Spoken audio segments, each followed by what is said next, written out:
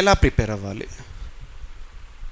So first thing ఏంటంటే aspirants చాలా వరకు డిఫరెంట్ బుక్స్ సోర్సెస్గా తీసుకుంటారు. డిఫరెంట్ బుక్స్ అంటున్నాను. Take polity as example, because being polity faculty I'm taking polity as an example.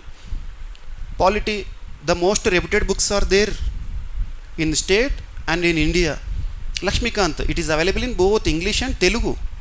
So the best book.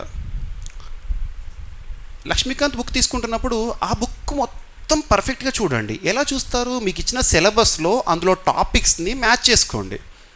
Book తీసుకున్నాను కదా అని చెప్పేసి ఫస్ట్ పేజ్ నుండి లాస్ట్ పేజ్ వరకు లైక్ బ్లైండ్ హార్స్లా వెళ్ళకూడదు. బ్లైండ్ హార్స్ అంటే గుడ్డి గుర్రం సామెత ఉంటుంది మనకి. బుక్ తీసుకున్నాము, ఫస్ట్ పేజ్ నుండి లాస్ట్ పేజ్ వరకు కాదు మీరు చదవాల్సింది. It is not academics, it is competition. ఇక్కడ కంపారిటివ్ మెరిట్ అనేది చూస్తారు.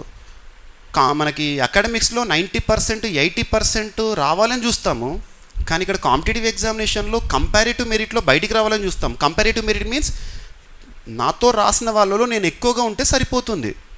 అది 80 ఉండాలా 70 ఉండాలా, it is decided by the competitors. అంతేనా కదా? అర్థమైందా?